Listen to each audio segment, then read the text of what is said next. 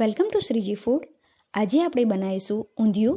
ઊંધિયું આપણી એક traditional Gujarati recipe છે અને શિયાળામાં યા ઉત્તરાયણ ઉપર મોસ્ટલી દરેક ગુજરાતીના ત્યાં ઊંધિયું બનતું હોય યા તો માર્કેટમાંથી રેડી લવાતું હોય. તો બહાર જેવું જ ટેસ્ટી અને ચટાકેદાર ઊંધિયું ઘરે કેવી રીતે બનાવવું એ હું તમને શીખવાડવાની છું.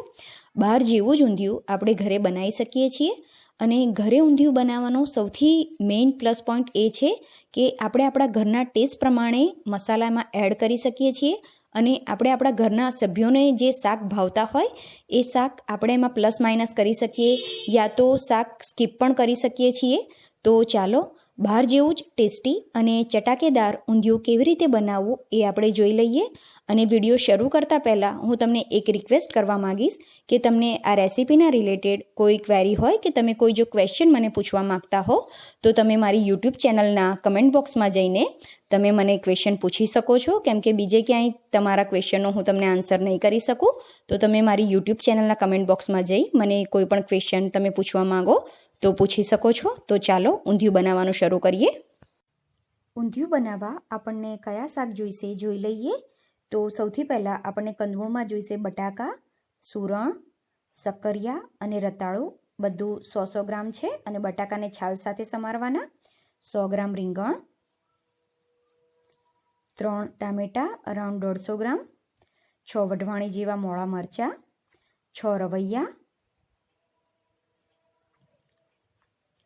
100 ગ્રામ કોથમીર, 10થી 15 લીલા મરચાં, 2 ઇંચ આદુનો ટુકડો. જો લસણ ખાતા હો તો અત્યારે લીલું લસણ લેવાનું, એ 100 ગ્રામ લેવાનું. આમાં મિક્સ શાક છે જેમાં ગવાર, પાપડી, વાલોળ અને ફણસી આ બધું મેં સમારી લીધું છે. અને ગવાર, સુરતી પાપડી અને વાલોળ પાપડી આ બધું આવું કૂણું લેવાનું જેથી તે સરસ રીતે ચડી જાય. આ બધા દાણા છે. દાણામાં મેં તુવેર, વટાણા, સુરતી પાપડીના દાણા, વાલોળ પાપડીના દાણા આ બધા મેં દાણા લીધા છે. આ દાણા કાચા જ છે, મેં બાફ્યા નથી. દાણાને સરસ સાફ કરી લેવાના.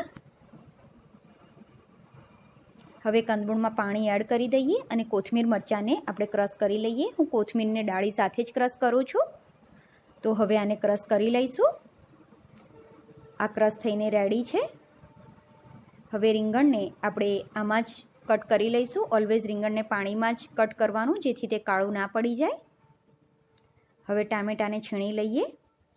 ઊંધિયામાં એકલું લસણ જ એડ થાય, ક્યારેય પણ ઊંધિયામાં ડુંગળી એડ નથી થતી. એટલે લીલું લસણ જો એડ કરવું હોય તો કોથમીરની સાથે જ એડ કરી દેવાનું. હવે આપણે રવૈયા કટ કરીએ.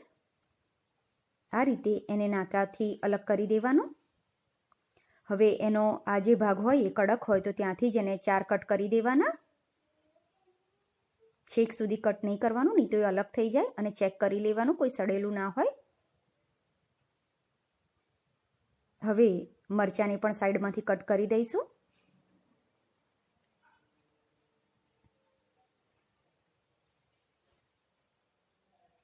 આ રીતે હું બધા મરચાં કટ કરી દઉં. હવે એનું સ્ટફિંગ બનાવીએ. તો એના માટે 1 ટેબલસ્પૂન ચણાનો લોટ, 1 ટીસ્પૂન ધાણા જીરું, 1/2 ટીસ્પૂન મરચું,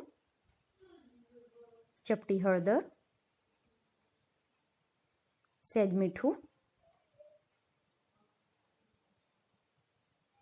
1/4 ટીસ્પૂન જેટલી ખાંડ,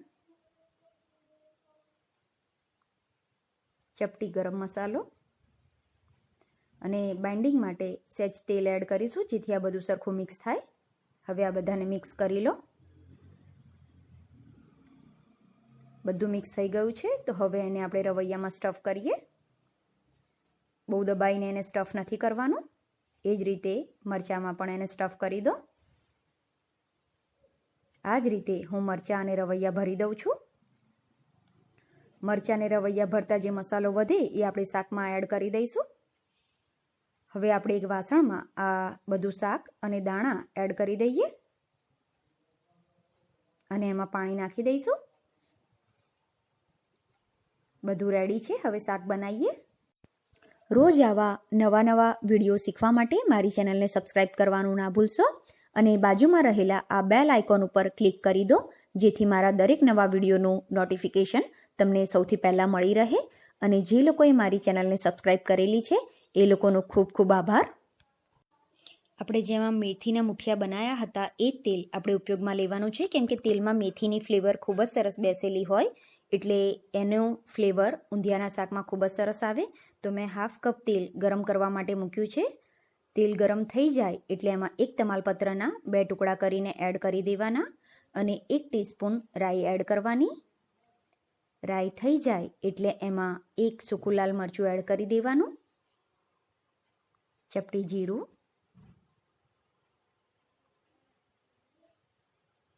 ચપટી અજમો એડ કરીશું કેમ કે આમાં બધા દાણા હોય. 1 ટીસ્પૂન હિંગ એડ કરવાની, 2 ટીસ્પૂન હળદર તમે તેલમાં એડ કરશો તો તમને ઊંધિયાનો કલર ખૂબ જ સરસ મળશે. હવે જે કોથમીર મરચાં આપણે ક્રશ કરીને રાખ્યું હતું એ આમાં એડ કરી દેવાનું. જો તમે લીલું લસણ ના ક્રશ કર્યું હોય અને જો સૂકું લસણ યુઝ કરવાના હો તો સૂકું લસણ તમારે 10થી 15 કળી યુઝ કરવાનું અને એ પણ આ ટાઈમે જ એડ કરી દેવાનું. હવે આને 2 મિનિટ માટે સાંતળી લેવાનું. આ સંતળાઈ જાય એટલે સૌથી પહેલાં આમાં પાપડી અને દાણા એડ કરવાના.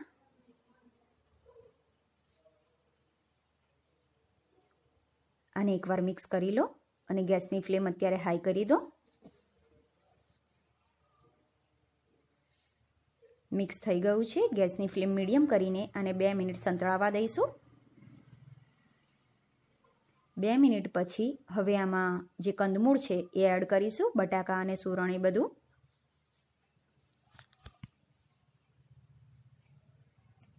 મરચાં અત્યારે એડ નથી કરવાના, એકલા રવૈયા એડ કરી દઈશું. મિક્સ કરી લઈએ આને.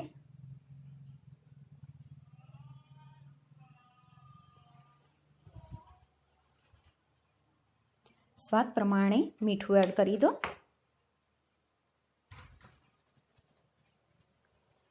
બધું હલાવી લો. હવે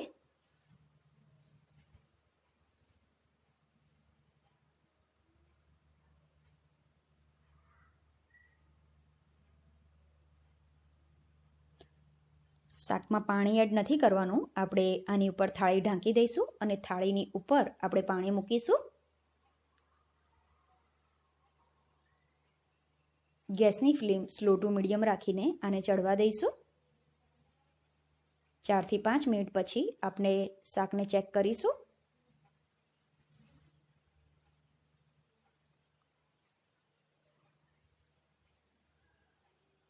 દર 4-5 મિનિટે આપણે એને આ રીતે હલાવતા રહીશું.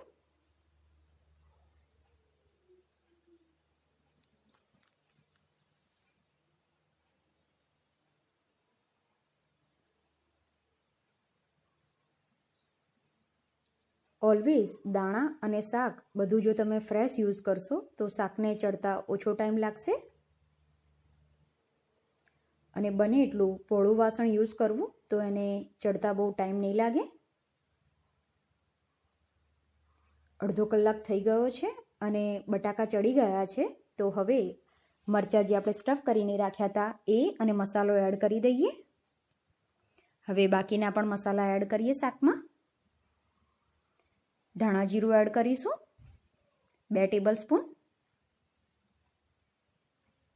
લાલ મરચું 2.5 ટેબલ સ્પૂન, યા તમારા ઘરમાં જેવું તીખું ખવાતું હોય પણ ઊંધિયું થોડું સ્પાઇસી હોય. આને મિક્સ કરી લો. દાણા અને શાક પ્રોપર ચડે એ પછી જ મરચું ધાણા જીરું એડ કરવાનું. જો ના ચડ્યું હોય તો બીજું 5-7 મિનિટ એને ચડવા દેવાનું અને એ પછી જ મરચું અને ધાણા જીરું એડ કરવાનું.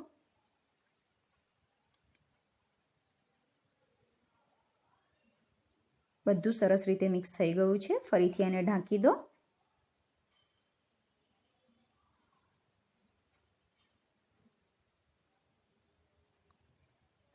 ત્રણથી 4 મિનિટ પછી ફરીથી એને હલાવી લઈશું.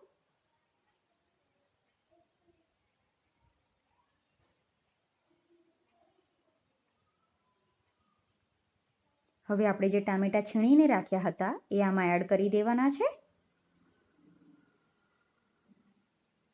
આને મિક્સ કરી લો. બધું મિક્સ થઈ ગયું છે. હવે મેં મિક્સરમાં 1/2 કપ જેટલું પાણી એડ કરી દીધું છે. આ મેથીના ફ્રાય મુઠિયા છે. આ કેવી રીતે બનાવવા એ મેં પહેલાં જ ચેનલ ઉપર બતાવ્યું છે અને ડિસ્ક્રિપ્શન બોક્સમાં એની લિંક પણ આપી છે. 5 થી 6 મુઠિયા લઈને એનો ભૂક્કો કરી લઈએ. આ રીતે ભૂક્કો શાકમાં એડ કરવાથી શાકનો રસો સારો થશે. હવે બધું રેડી છે. શાકને એકવાર હલાવી લો.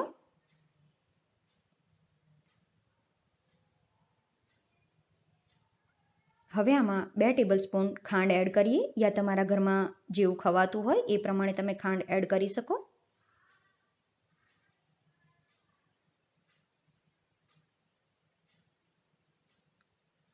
પાણી એડ કરી દો.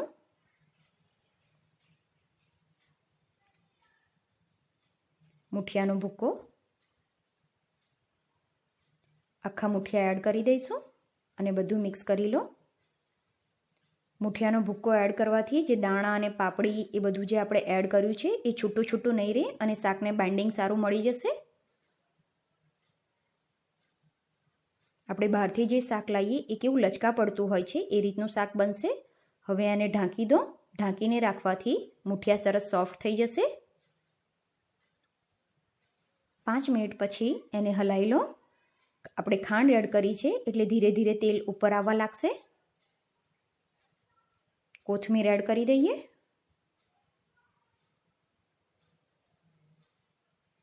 બે ટીસ્પૂન ગરમ મસાલો એડ કરી દઈએ. માર્કેટમાં ઊંધિયાનો રેડી મસાલો પણ મળતો હોય છે, પણ હું ઓલવેઝ દાળ શાકનો જે ગરમ મસાલો હોય છે એ જ યુઝ કરું છું. બધું સરસ રીતે મિક્સ કરી લો. મિક્સ થઈ ગયું છે. ફરીથી એને ઢાંકી દો.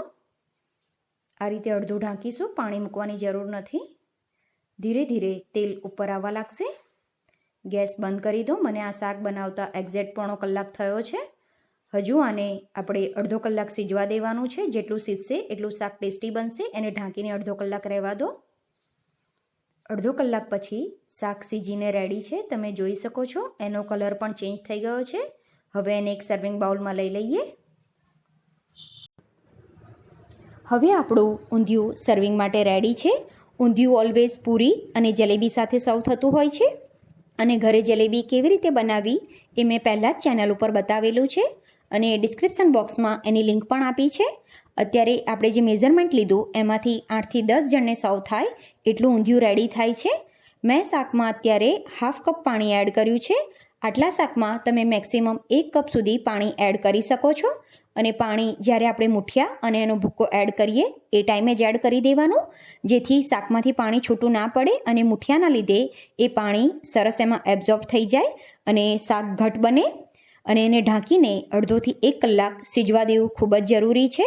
અને ઇન્ગ્રીડિયન્ટ્સની પૂરી ડિટેલ મેં ડિસ્ક્રિપ્શન બોક્સમાં આપેલી છે. આઈ હોપ તમને મારો આજનો વિડીયો પસંદ આવ્યો હશે. આવા જ બીજા વિડીયો શીખવા મારી ચેનલને સબસ્ક્રાઈબ કરવાનું ના ભૂલશો.